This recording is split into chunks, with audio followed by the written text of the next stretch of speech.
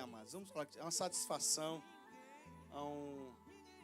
é um exemplo de homem, é um prazer, uma satisfação ouvi-lo, simplicidade, que Deus precisa para fazer uma grande obra na nossa vida, no nosso coração.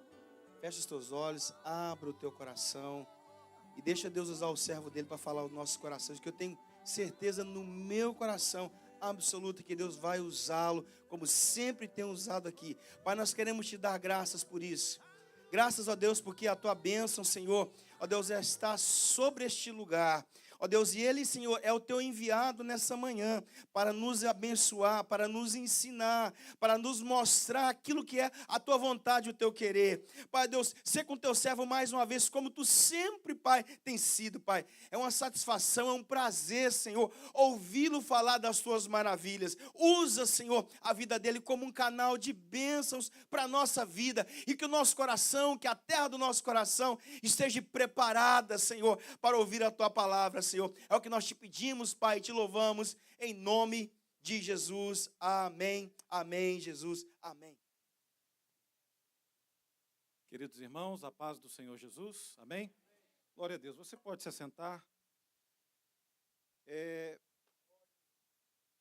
Nós estamos vivendo dias muito difíceis, irmãos. Nós estamos vivendo dias de um encantamento sobre a terra, de que há paz e segurança, pelo menos aqui no Ocidente. É bem verdade que em outros países, ao redor do mundo, nós vemos que existem cristãos vivendo o apocalipse. Mas a igreja dos Estados Unidos, a igreja no Brasil, vamos dizer mais ou menos, está vivendo um tempo bom. Não há perseguição, não há leis que impeçam os cultos, não há proibição para se utilizar a Bíblia Sagrada, para os cultos públicos. E isso, irmãos, é preocupante. A sensação de que está tudo muito bem. E de que eu estou muito seguro, muito tranquilo. Isso é preocupante. Porque um verdadeiro servo de Deus, uma verdadeira serva de Deus, ele tem que estar todo o tempo ligado, atento, preparado, porque os dias são maus. Os dias são maus. Nós não sabemos o que vai acontecer daqui a alguns minutos. Nós não sabemos o que vai acontecer amanhã, essa semana, este mês ainda, até o fim deste ano, nós não sabemos o que vai acontecer. Nós não sabemos como será o 2017 da nossa vida. Mas uma coisa nós sabemos, que se crermos e confiarmos em Deus, em Jesus, nós vamos vencer qualquer obstáculo que nos atravessar o caminho. Nós vamos, em alguns momentos, passar por cima, outros nós vamos voar por cima, outros vamos passar por baixo. Outros o Senhor nos fará invisíveis diante desses obstáculos, mas que não vão chegar do outro lado, nós vamos. Aí você diz, mas então está muito bom. Voltamos para o primeiro momento, a tranquilidade, a paz. Deus pode tudo. Mas, irmãos, preste atenção. Segundo o contexto da Bíblia Sagrada, nós vamos ver, irmãos, que, por exemplo, Deus não livrou Abraão do altar do sacrifício do seu filho único, mas ele livrou no altar. Não livrou do altar, mas no altar. Abraão teve que subir, amarrar o filho, levantar o cutelo, a naife, e quando foi sacrificar, Deus dispara. Eis aí o cordeiro que será sacrificado no lugar de Isaque. Deus não livrou Moisés do deserto. Deus livrou Moisés e o povo de Israel no deserto. Deus não livrou Daniel da cova dos leões, mas livrou na cova dos leões. Os seus amigos da fornalha, Deus não livrou. Eles entraram lá na fornalha e Deus livrou na fornalha, não da fornalha. Irmãos, aí a gente para pensar uma coisa. Por que que estamos reclamando, murmurando e achamos que somos superiores, que somos pessoas extremamente especiais e que não podemos sofrer mal algum? Aonde está escrito isso na Bíblia? Está amarrado, está laçado. Irmãos, está solto. O diabo está solto. Não tem ser mortal que amarre diabo. Um dia ele será amarrado. A Bíblia diz, ele já está condenado. Amarrado não está não. Ele está solto, ele está solta. Liga a televisão. Olha para a tua própria vida. Quantas lutas acontecem? E às vezes você está dizendo, mas por quê? Por que, Deus? Por que que o Senhor deixa? Por que que o Senhor permite? Porque a Bíblia está se cumprindo. E para que o poder de Deus seja aperfeiçoado na tua vida, você tem que passar por algumas situações. Amém, irmão? Para que você seja melhorado, para que eu seja melhorado, para que a gente cresça, para que a gente entenda o que Ele passou e que a gente dê valor às coisas eternas e sagradas. Nós temos que passar pelo teste, pela prova. É interessante que todo mundo aqui já foi ou é estudante. E lá na escola, quando você vai ser aplicado à prova, o professor fica do teu lado, te dando as respostas, sim ou não? Não. O professor fica numa posição de destaque dentre todos os alunos, de olho no que está acontecendo, mas ninguém tem acesso ao professor nesse momento. Mas professor, eu estou com uma dúvida aqui, como é que é isso aqui mesmo? O senhor explica tão bem. Não adianta, não tem como explicar, é a hora da prova.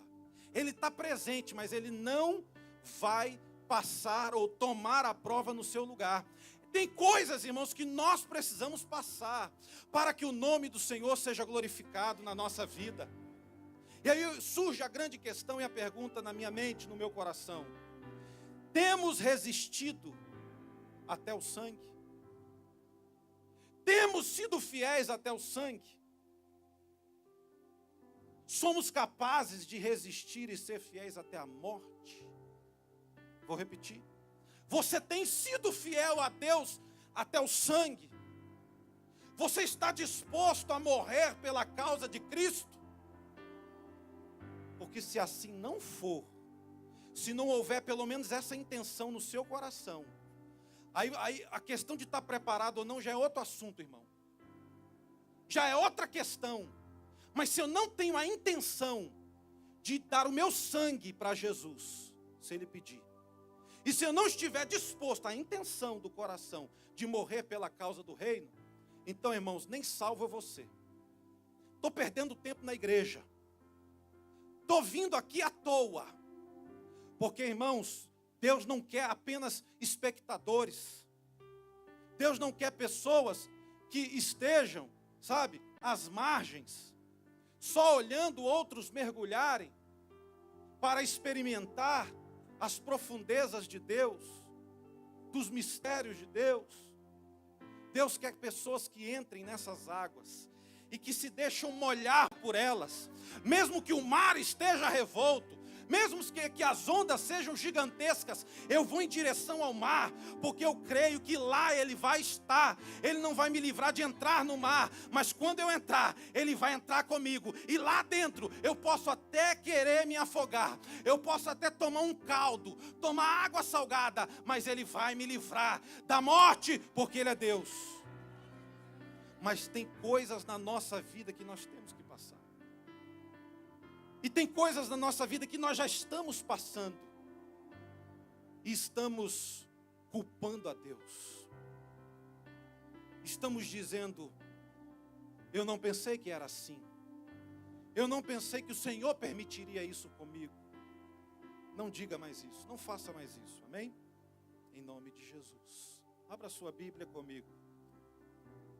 Porque o evangelista Marcos, o apóstolo, no seu capítulo 14, no verso 32 ao 42, nos mostra que alguém passou, suportou, venceu dor maior, incomparável, inenarrável, incalculável. Alguém suportou um peso que nenhum de nós suportaríamos, mesmo que quiséssemos. Diz assim a palavra de Deus, Marcos 14, verso 32. E foram a um lugar chamado Getsêmani, e disse o Senhor Jesus aos seus discípulos: assentai-vos aqui enquanto eu oro. E tomou consigo a Pedro, e a Tiago, e a João, e começou a ter pavor, ficou aflito, angustiado, e disse-lhes: a minha alma está profundamente triste até a morte. Ficai e vigiai comigo. E tendo ido um pouco mais adiante, prostrou-se em terra e orou, para que, se fosse possível, passasse dele aquela hora, ou aquele cálice. E disse: Abba, Pai, e quer dizer papai querido, todas as coisas te são possíveis. Afasta de mim este cálice. Não seja, porém, o que eu quero, mas o que tu queres. E chegando, achou-os dormindo e disse a Pedro: Simão, tu dormes? Não podes vigiar, que seja uma hora comigo. Vigiai, disse o Senhor, e orai, para que não entreis em tentação. O espírito, na verdade, está pronto, mas a carne é fraca. E foi outra vez e orou, dizendo as mesmas palavras. Ele disse: Pai, se possível, passa de mim este cálice, mas que seja a tua vontade. Verso 40. E voltando, achou-os outra vez dormindo, porque os seus olhos estavam carregados e não sabiam o que responder-lhe. E voltou terceira vez e disse-lhes: dormi agora e descansais. Basta! É chegado a hora. Eis que o Filho do Homem vai ser entregue nas mãos dos pecadores. Levantai-vos, vamos, está perto o que me trai. Pai querido, nos ajude, Deus, a compreender e a aceitar que os teus planos não são leves, ó Deus, o bastante para nos deixar, ó Deus, imunes a qualquer problema, a qualquer risco, a qualquer dor. Paizinho querido, nos ajude, Senhor, a crer, sem importar o momento ou a circunstância que estivermos vivendo ou estamos vivendo. Deus, nos ajude a confiar, a depender e a viver o teu propósito. É a minha oração, Jesus, e me ajude, Pai, a somente não ser um receptor, mas conseguir ser um transmissor da tua palavra para a tua glória, em nome de Jesus, amém. Pode se assentar, diga graças a Deus, porque em tudo a Bíblia diz que temos que dar graças. Irmãos, eu pedi para Deus que me deixasse ter um gostinho de como foi o Getsêmani essa semana.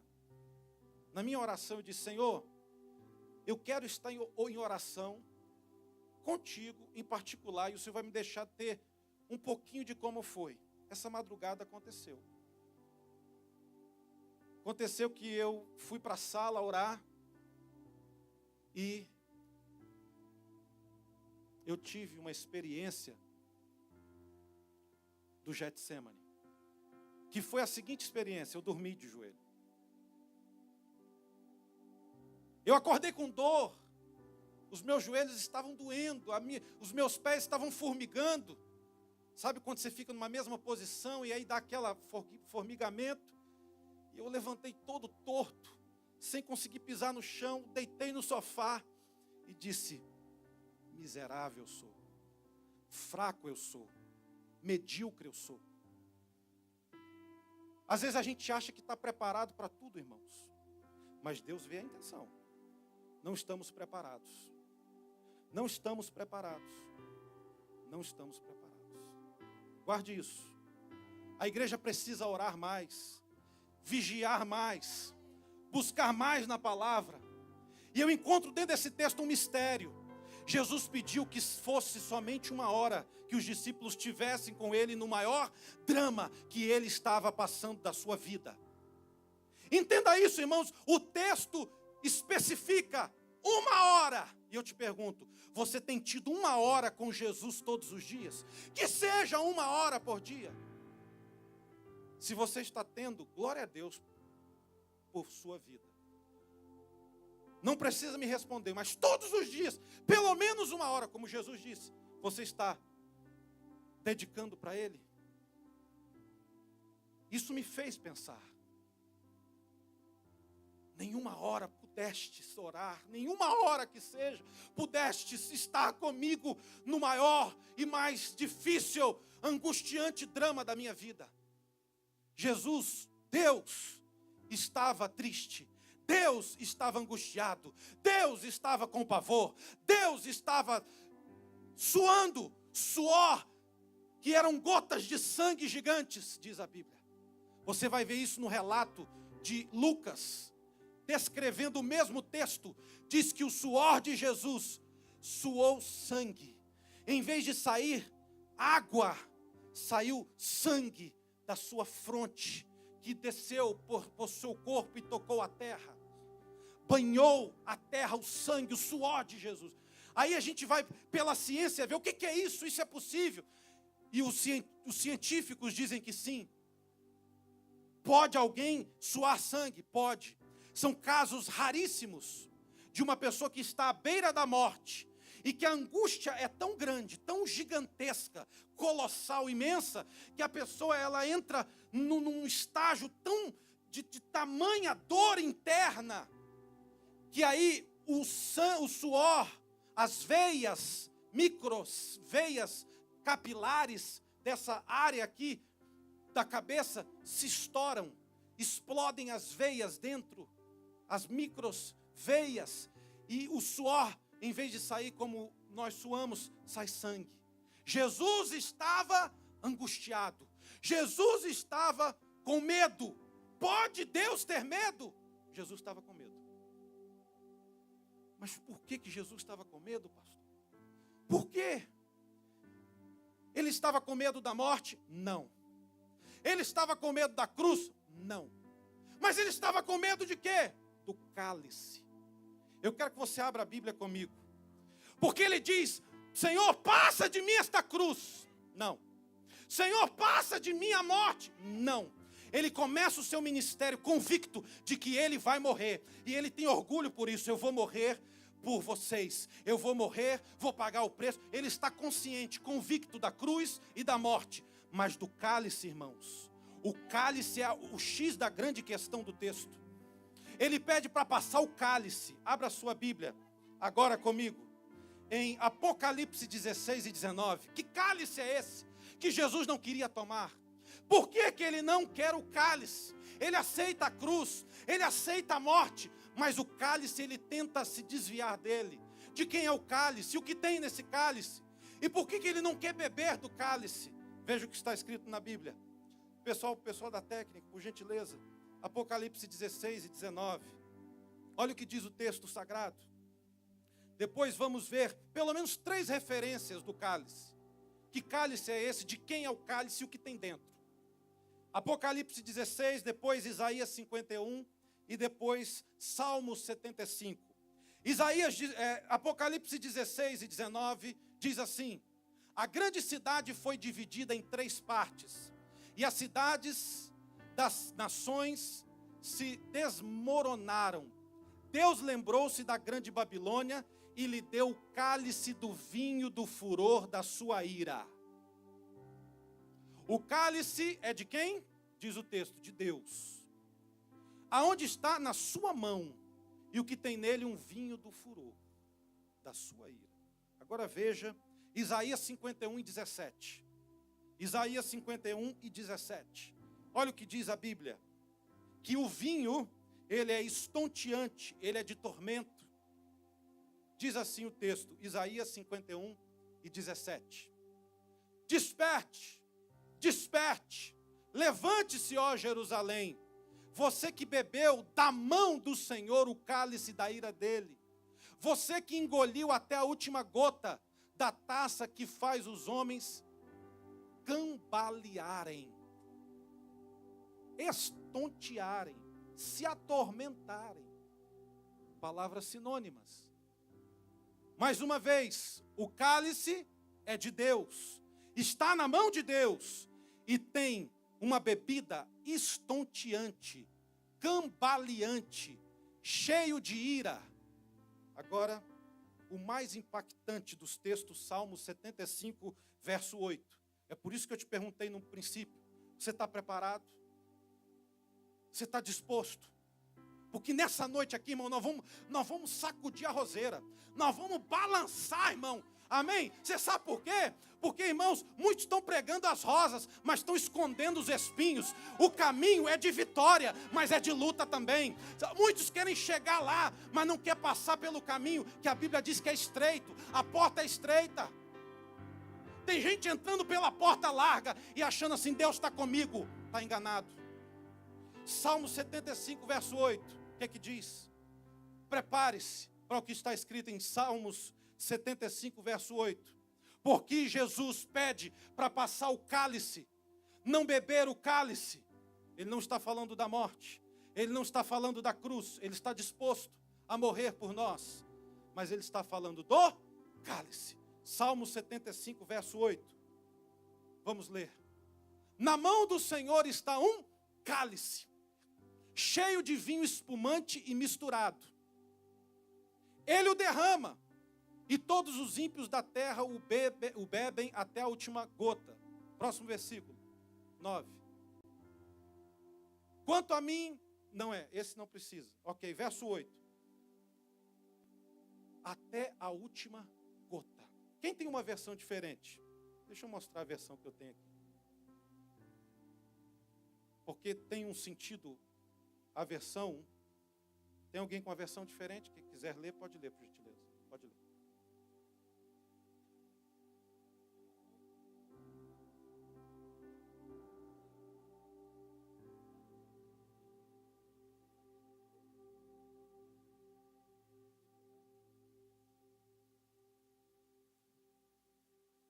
A versão que eu tenho é essa.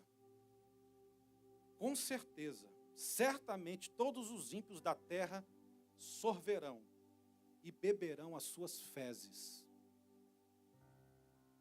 No momento mais difícil do jardim, que é chamado Getsemane, que quer dizer prensa de azeite. Getsemane quer dizer prensa de azeite. É interessante que as azeitonas, elas eram espremidas. Era colocado na prensa e vinha uma pedra com um certo peso e esmagava aquela bag como um saco de estopa que tinha furos, e aí saía o primeiro azeite com aquele primeiro peso que era colocado sobre aquele saco das azeitonas. Esse primeiro azeite, ele era destinado como uma primícia para o templo. Era usado para ungir,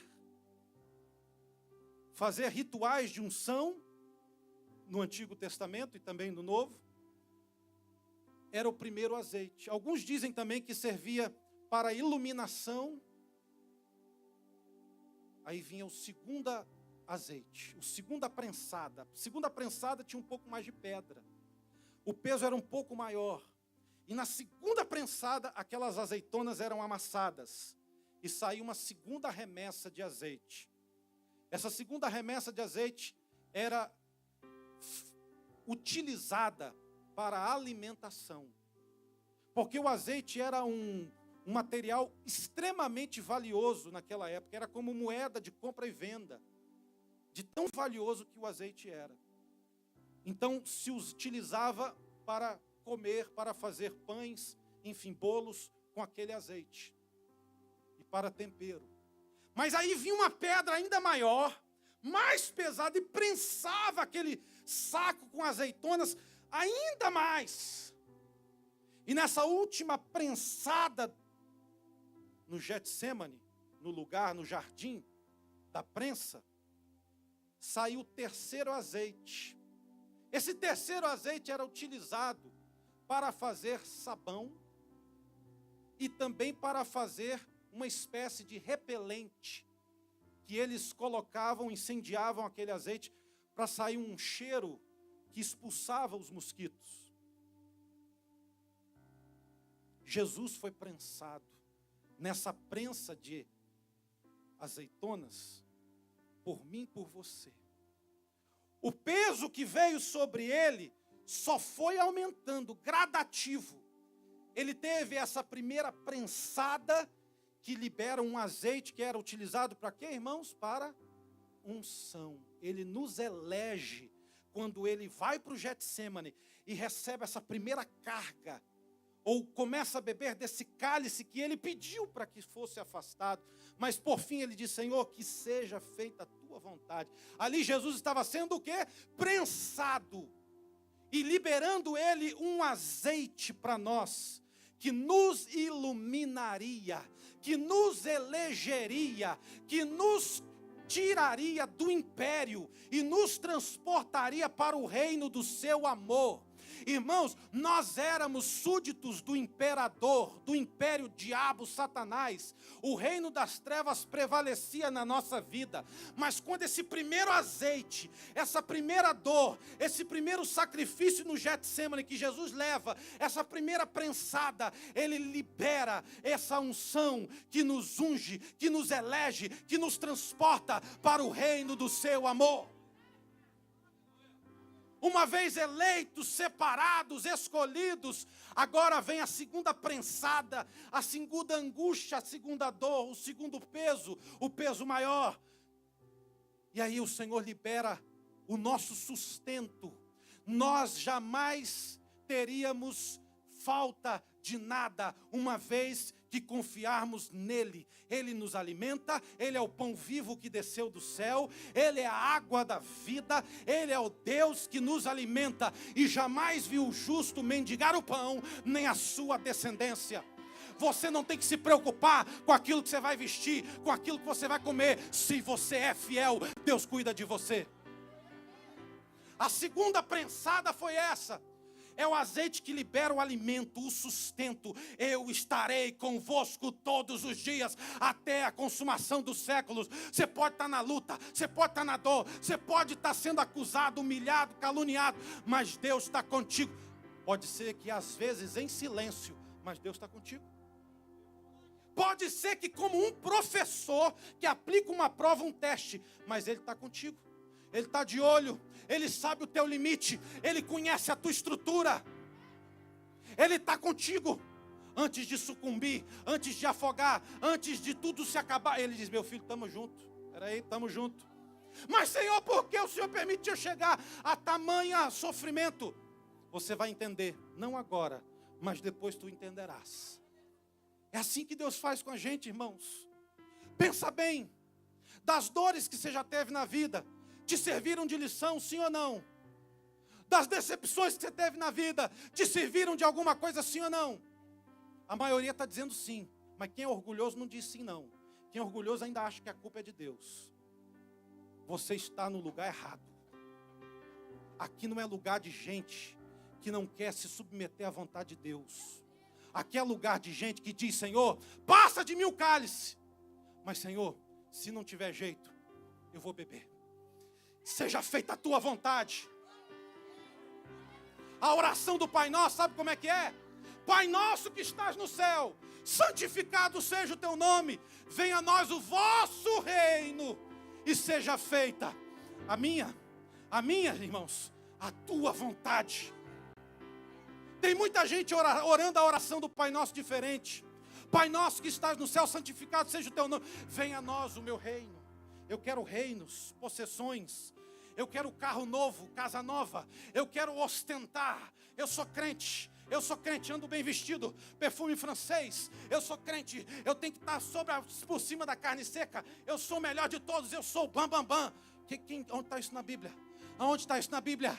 Que crente tem que viver melhor que os outros, que tem que ostentar. Aonde está isso na Bíblia? Que crente tem que esfregar na cara do ímpio, que é rico, que tem dinheiro. Onde está isso na Bíblia? Não está na Bíblia. Jesus, irmãos, era a maior figura e marca de alguém que era simples, piedoso. Ele não tinha parecer nem formosura. Mas ninguém quer ser como Jesus, ou poucos querem. Ninguém quer usar as roupas que ele usou, passar pelas lutas que ele passou, viver o estilo de vida que ele viveu. Mas como então, irmãos, somos discípulos se não queremos passar no mesmo caminho que ele passou? Viver de modo de como ele viveu? Como que somos discípulos? Como nos declaramos discípulos? A terceira prensa das azeitonas era uma pedra ainda mais pesada. Era o maior peso, reservado para o final. E prensava aquelas azeitonas, que já estavam moídas, já estavam dilaceradas, mas ainda tinha um peso a mais. E prensava as azeitonas. E o que saía? Um azeite, o de terceira qualidade. E esse azeite da terceira qualidade era usado para quê? Para limpar, para lavar, para purificar, para expulsar o mal. Amém? Isso nos faz entender que Jesus, quando bebe do cálice, que era algo tão dolorido, tão insuportável humanamente falando, irmãos, porque terrível coisa, irmãos, é cair nas mãos do Deus vivo. Para você entender um pouco melhor onde eu quero chegar, o cálice era algo tão difícil de se beber, era pior do que a cruz, era pior do que a morte para Jesus. Porque quando Jesus bebesse do cálice, agora escute isso bem, quando Jesus bebesse daquele cálice, ele estaria assumindo o meu lugar e o seu lugar. Ele ali seria um substituto de receber toda a ira de Deus sobre si. Ele beberia de tudo aquilo que era maldito na terra, de todos os tempos do passado, do presente, do futuro, do nosso tempo e do tempo que ainda vai vir. Jesus, irmãos, faz um sacrifício, assume uma posição que é transcendental. Ela atinge o passado, ela atinge o presente e ela atingirá o futuro da nossa redenção, da nossa vida com Ele. Sabe o que isso quer dizer, irmãos? Ele padeceu, Ele sofreu, Ele bebeu até a última gota das fezes da humanidade perdida e desobediente. Ele estava assumindo o lugar daqueles moradores de Sodoma e Gomorra, que eram prostitutos e prostitutas, que quiseram ter relações sexuais com os anjos, que se apresentaram ali na cidade, para ver como estava o pecado da cidade. Deus envia os anjos lá, e aqueles demônios em forma de gente, ou gente em forma de demônio, não sei explicar, ou aquelas pessoas, me perdoe dizer isso, mas totalmente possessas por demônio, tentam arrombar a porta e dizer: quem são esses aí? Nós queremos ter relações com eles, queremos conhecê-los melhor. O pecado, ele tomou uma proporção tão grande, irmãos, e Deus destrói Sodoma e Gomorra, não por causa dos pecadores, mas por ausência dos justos. Porque ele vai virar-se para Abraão e vai dizer assim, Abraão vai negociar com ele: mas Senhor, não destrua. Se houver 100, mas não havia. Se houver 50, não havia 50 justos sequer. Se houver 30, Deus, eu não destruirei Abraão por amor dos 30. Mas não tinha justo naquela cidade. O cálice da ira de Deus foi derramado. Veio fogo, choveu fogo do céu, queimou tudo. No dilúvio a mesma coisa. A ira de Deus ali foi manifesta. Água para todo lado, morreu, o mundo acabou naquela época. O mundo dos dias de hoje, irmãos, está caminhando nas mesmas proporções dos dias de Noé. E a Bíblia diz que quando o mundo tivesse dominado pelo pecado novamente, era para a igreja estar preparada, atenta, que esse seria o sinal eminente da sua vinda para o rapto, para o resgate, para o arrebatamento. Sabe o que eu quero dizer para você, irmãos? Sem medo de errar, e eu assumo a responsabilidade, nós somos a geração do arrebatamento. Não tem muito mais para acontecer, irmão. Por que eu digo isso? Se não acontecer na nossa geração, adultos, vai acontecer da dos nossos filhos. Irmãos, o mundo geme. Romanos capítulo 8, depois você lê, vai falar sobre os 3 gemidos lá. O gemido da natureza, a natureza geme e chora. O gemido dos santos que estão na terra, que não querem viver segundo a opinião desse mundo, estão gemendo e chorando. E o terceiro gemido é o gemido do Espírito Santo, que está gemendo e chorando, buscando aqueles que estão encantados, dominados, estão embebedados pelos prazeres, estão achando que a vida está boa demais. Eu estou na festa, a vida está boa, a América está bom, eu ganho em dólar. Ei, querido, 1 Coríntios 15, 19, sabe o que diz? Aqueles que esperam de Jesus só nessa vida são os mais miseráveis que podem existir. São miseráveis aqueles que só querem viver o bem bom na terra. Mas o céu não é aqui, querido. Há uma confusão na mente de muitos, mas aqui não é o céu. O céu está lá em cima. O céu está preparado. Você quer mansão? Já está preparada no céu. Para de correr como um louco, uma louca, para construir, para acumular tesouros na terra. Faça o que você tiver que fazer para ter uma vida digna, mas não tenha a ambição, o desejo de acumular riqueza sobre riqueza, riqueza sobre riqueza. Isso é loucura. Isso é correr atrás do vento. Louco, louca, essa noite pedirão a tua alma. Porque houve um homem na Bíblia que encheu o seu celeiro, deitou sobre, entrou e brincou com aquele cereal. E aí deitou em cima e disse: ah, minha alma, descansa, deleita, eu sou rico, não me falta nada, olha o meu celeiro. E o juízo e a notícia para esse foi o seguinte: louco, essa noite ainda pedirão a tua alma. A igreja de Laodiceia diz a mesma coisa: rico sou, de nada tenho falta. E o Senhor diz: pobre, cego, nu, miserável. Tem muita gente que não é quente. Melhor que fora quente. Mas tem muita gente que também não é frio. Melhor que fosse frio. Porque o morno, diz Deus, eu vou vomitar. Deus não tem prazer, irmãos, em vida de gente que está em cima do muro. E sabe que essa posição é a pior de todas? O crente que tem consciência do caminho de Deus e ele vai para cima do muro, meu irmão, vai levar pedrada dos dois lados. De um lado está o diabo, desce daí, vem logo. Do outro lado está o Espírito Santo, vem meu filho. Ei, jogando uma pedrinha também para alertar. E nessa posição não tem salvação. E nessa posição não tem vida eterna com Deus. Desce do muro. Deixa o pecado. Nos nossos dias, irmãos, há uma carência de pregadores que preguem para pecadores, mas também uma necessidade de profetas que preguem para pregadores. Eu vou repetir, nos nossos dias há uma carência, uma necessidade de pregadores que preguem para pecadores, e de pregadores e de profetas que preguem para pregadores. Existem poucos profetas hoje em dia, poucos restaram, porque o mundo, irmãos, quem está sendo aplaudido na mídia aí, gospel, são os pastores de megas igrejas. Eles andam com ternos importados, joias para todo lado, carrões blindados.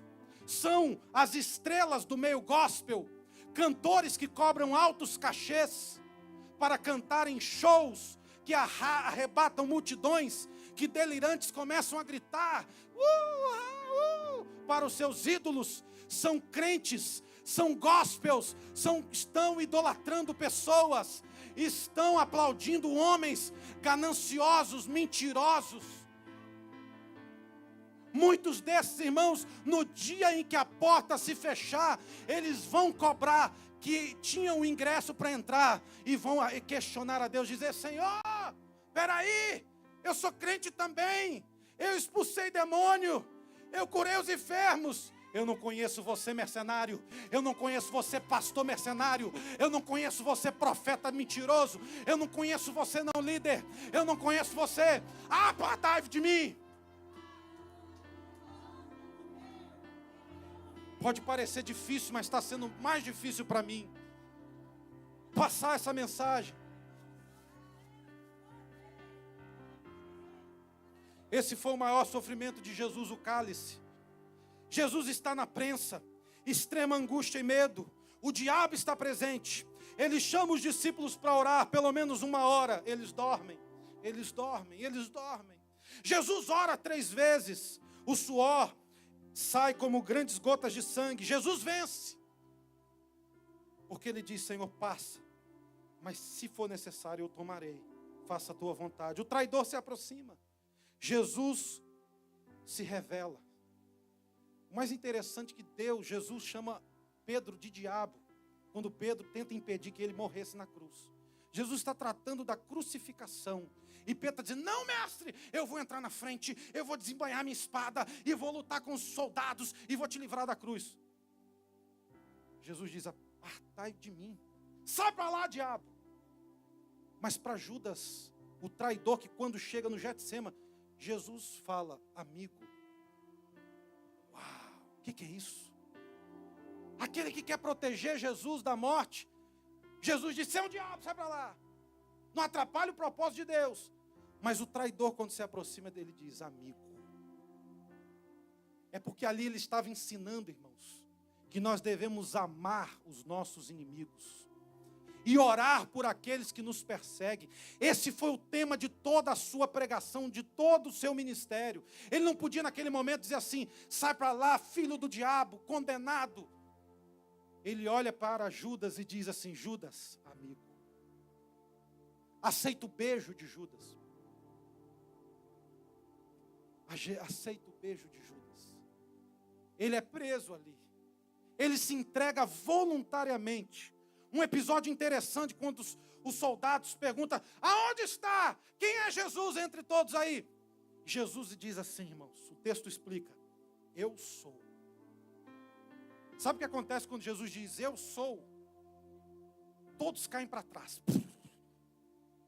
Porque Jesus está dizendo ali, como Deus disse lá no princípio, quando Moisés pergunta: quem vai? O Senhor vai. E quando perguntarem: quem é que está me enviando ao deserto com esse povo? Diz que o eu sou estará contigo. Jesus se revela ali como o próprio Deus. Eu sou o substituto de uma geração perversa, desobediente. Tomei do cálice da ira de Deus, apaziguei a ira do Senhor.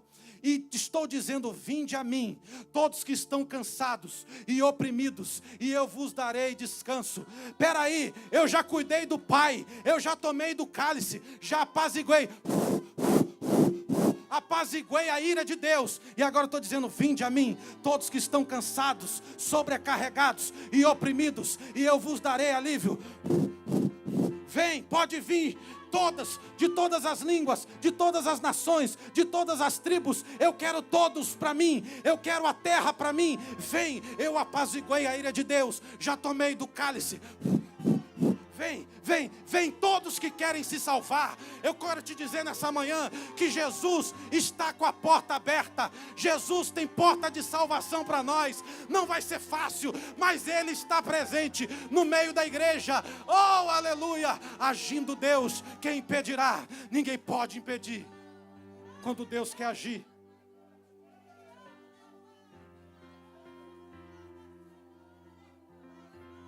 Jesus está na causa. Não é por acaso que você conheceu a Cristo. Não é por acaso que você chegou até aqui. Nada é por acaso. Nada é por acaso. Em tudo Deus tem um propósito. Em tudo Deus tem um propósito. Na queda, Deus tem propósito. Quando estamos exaltados, Deus tem propósito. Na enfermidade, Deus tem um propósito. Na cura, Deus tem propósito. Mas quando permanecemos na luta, Deus ainda tem um propósito. Até na morte, Deus tem um propósito. Às vezes nós não entendemos porque muitos queridos morrem. Porque existem pessoas que estão vivendo o verdadeiro apocalipse das suas vidas. Irmãos, tem pessoas hoje na África que estão cristãos, que estão tendo as suas aldeias totalmente queimadas. Eles são queimados vivos, mas isso não é novidade. Na antiguidade, muitos dos discípulos foram também crucificados. O que dizer de João? Como foi a morte de João? Ele foi decapitado. Outros cerrados ao meio. Estevão morreu apedrejado. E é tão lindo quando Estevão está morrendo, irmãos. Pastor, como é que o senhor diz isso, pastor? O momento mais triste da Bíblia, um dos momentos mais terríveis. Não, irmãos, um dos momentos mais lindos para Estevão foi quando ele estava morrendo.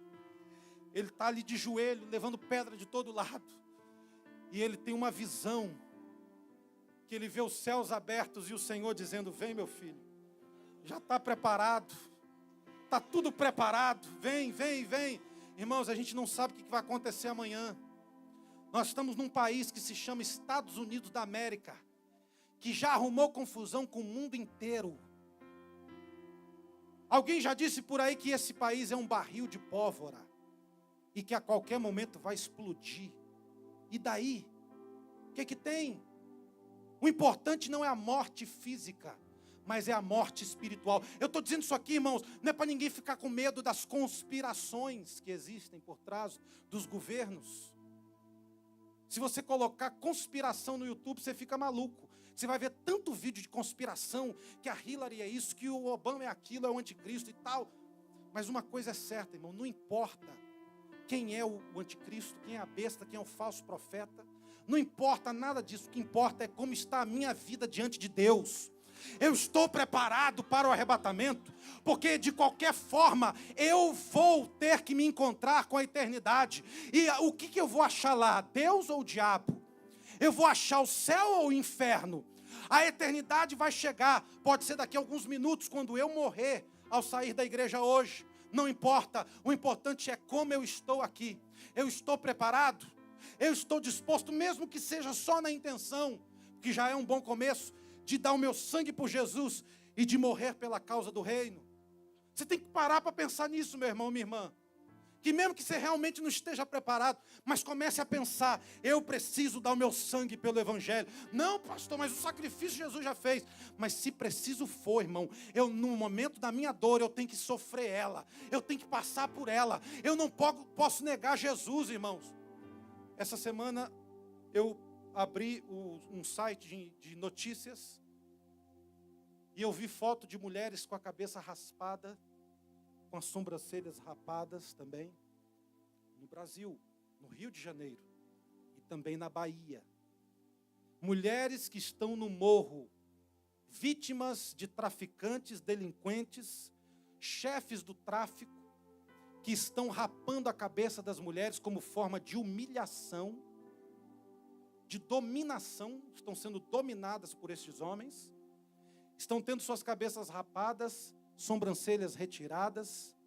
Aí eu pergunto, irmãos, isso é muito humilhante, isso é muito dolorido não é?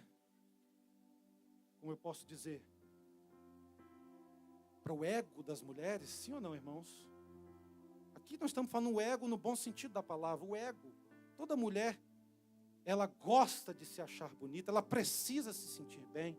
E uma das coisas que mais preocupam as mulheres, o que é? É a maquiagem? É a roupa? Ok, mas e o cabelo? Se tiver com uma boa roupa, uma boa maquiagem, o cabelo tiver todo embolado, não adiantou nada. A roupa nem a maquiagem. O cabelo, irmãos, né? Toda mulher gosta de ter um cabelo bonito. E as mulheres estão tendo seus cabelos rapados, suas sobrancelhas retiradas. O mundo, irmãos, caminha de mal a pior. O Brasil está em crise total e completa. Virou uma bagunça. Virou uma pouca vergonha. O Brasil hoje, irmãos, é uma terra de nojeira. Me perdoe dizer isso, na política, irmãos. É claro que a minha mãe está lá também, os meus irmãos, meus sobrinhos, minha família. Não estou falando de todos, estou falando da política.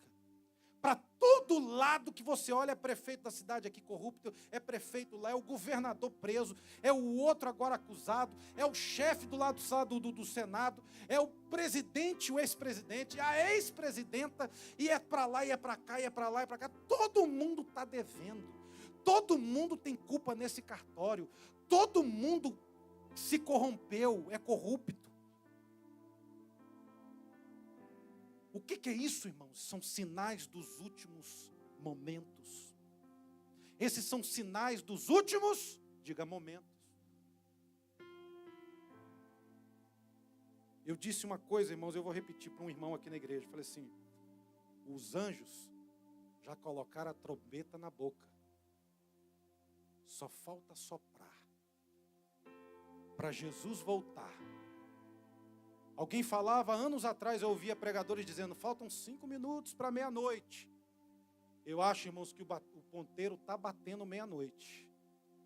Eu não estou aqui para marcar dia nem hora, porque não me é permitido ir a ninguém. Mas eu creio, assumo a responsabilidade.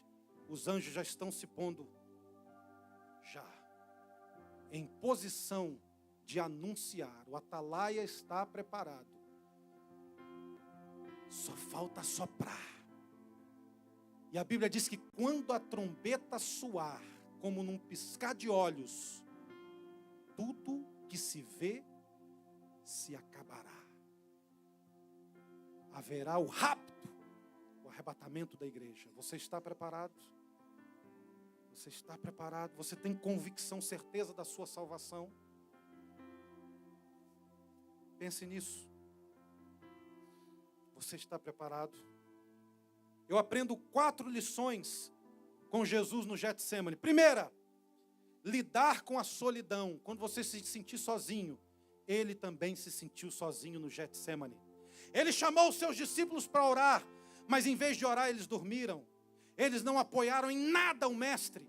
E no momento que Jesus é preso, Jesus se olhou para o lado, ele não achou ninguém. Porque cada um deles, a Bíblia diz que não sobrou um. Jesus sendo preso por aqueles homens que vieram com cacetes na mão, porretes e espadas. E Jesus questiona, vocês vieram prender quem? Vocês vieram pegar quem? Com esses porretes na mão, essas espadas. Vocês me querem? Aqui eu estou. Irmão, isso é tremendo, hein? Pensa aí, irmãos. Jesus estava agonizando, medo, pavor. Mas agora ele se levanta e se entrega voluntariamente, dizendo assim, Jesus sou eu. Eu sou. Pode me levar. Os discípulos escaparam. A primeira lição é que nos momentos de solidão da minha vida, da sua vida, Jesus passou por isso. A Bíblia diz que veio um anjo da parte de Deus que consolava Jesus. Se você for olhar os evangelhos e notar a diferença entre um e eles, quando se trata do Getsemane, um dos evangelhos conta que veio um anjo do Senhor e consolava Jesus naquele momento. A gente vai passar também por solidão, mas o Senhor estará ao nosso lado.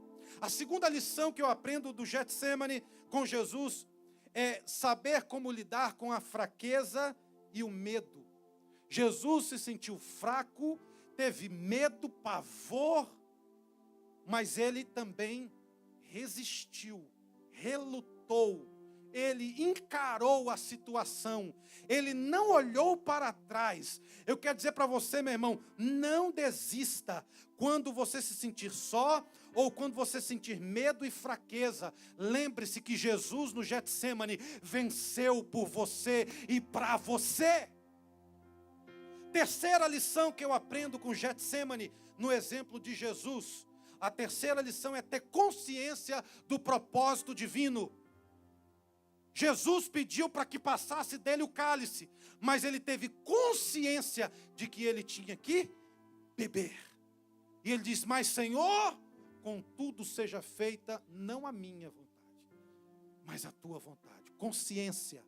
Deus me chamou, eu estou no meio da luta, me sinto só, fraco, tenho medo, estou com pavor de certa situação, no casamento, na família, no trabalho, na igreja, na saúde, seja onde for que você está passando luta, lembre-se, tenha consciência, Jesus está permitindo, mas Ele está contigo nesse momento.